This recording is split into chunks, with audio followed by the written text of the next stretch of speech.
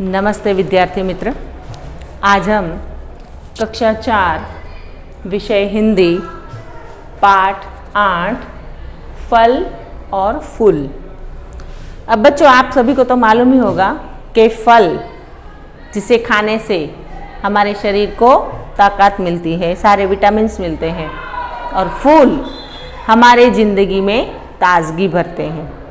तो इनमें से कई फल और फूल के नाम जो है वह हमें आज सीखना है।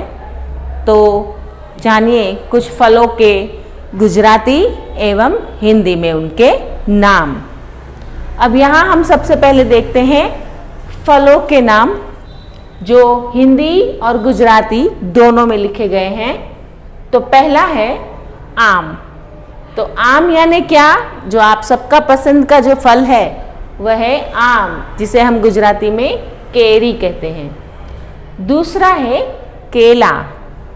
केला जिसे गुजराती में हम केड़ू कहते हैं। तीसरा है सेब। सेब यानी सफरजन।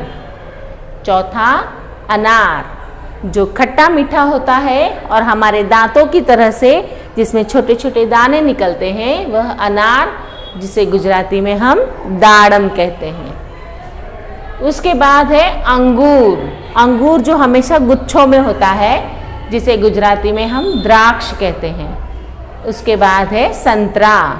संतरा जो है वह बहुत ही खट्टा, जिसमें से हमें विटामिन सी मिलता है, जिसे गुजराती में हम कहते हैं संतरू। अब जिसकी सीजन चल रही है वह है मौसम्बी, जो हम गर्मियों के सीजन में बहुत ही पीते हैं, उसका जूस निकालकर, और उसे कहते हैं मौसम्बी। उसके बाद है अमरूद। अमरूद यानी जामफल। इसके बाद है चीकू, जिसे हम गुजराती में भी चीकू ही कहते हैं। उसके बाद है जामुन।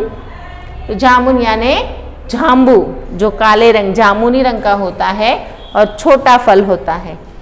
इसके बाद है पपीता। पपीता यानी पपैयू।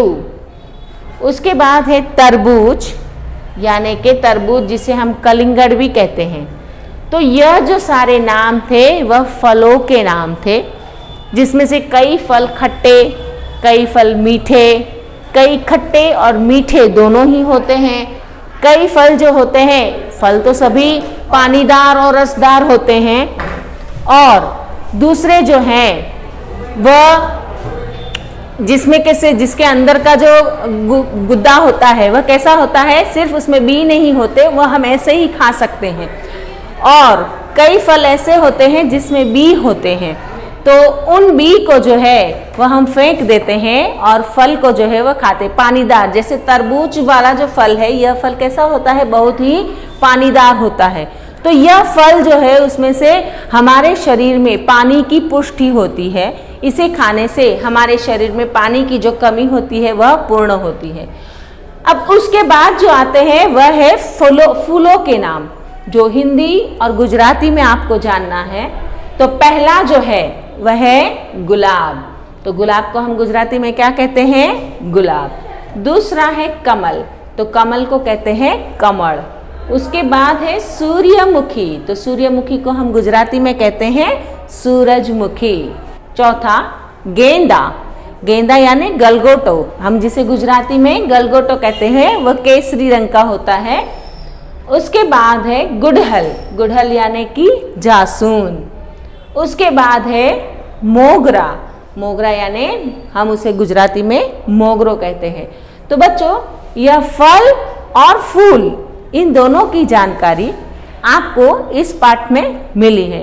तो उसके गुजराती और हिंदी जो नाम आपने जाने, इसके अलावा, इसके अतिरिक्त अगर आप कोई फूलों के या फलों के नाम जानते हैं तो उसे एकत्रित कर अपनी नोटबुक में उसे आपको लिखना है। अब हम देखते हैं उसका स्वाध्याय। अब उसके स्वाध्याय में क्या दिया गया है? तो देखो, प्रश्न पहला जो यह है वह फलों के और फूलों के नाम है। उन फलों और फूलों के नाम को हमें गुजराती में लिखना है। तो गुजराती में लिखकर उसके नीचे हमें अंडरलाइन भी करना है। तो पहला है आम, तो कैरी, तरबूज, तो तरबूज, जामुन तो जाम्बू, चीकू तो चीकू, गुलाब तो गुलाब, केला तो केड़ू, पपीता पपैयू, गुड़हल तो जासूद। तो यह थे हिंदी में दिए गए नाम जिसे हमने गुजराती में किए। अब कुछ नाम ऐसे हैं जो गुजराती में आपको दिए गए हैं, उसे हिंदी में लिखना है। जैसे गलगोटो, तो गलगोटो का मतलब हमने क्या पढ़ा था पाठ में? गेंदा। उसके बाद है कमल यानी कमल। उसके बाद है सूरजमुखी, तो हमने क्या देखा था उसमें? सूर्यमुखी। इसके बाद है सफरजन, तो सफरजन को क्या कहते हैं हिंदी में? सेब। उसके बाद है मोगरो, तो हम क्या कहते हैं हिंदी में उसे? मोगरा। दाड़म, तो क्या कहा था मैंने आपको? अनार के दाने, दांतों जैसे दाने निकलते हैं जिसमें, उसे क्या? अनार कहते हैं। उसके बाद है जामफल यानी कि अमरूद।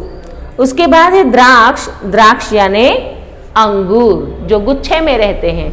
तो यह थे गुजराती नाम जिसे हमने हिंदी में लिखे, यहाँ थे हिंदी में नाम जिसे हमने गुजराती में लिखे। तो बच्चों यह जो स्वाध्याय है उसे आपको आपकी नोटबुक में लिखना है।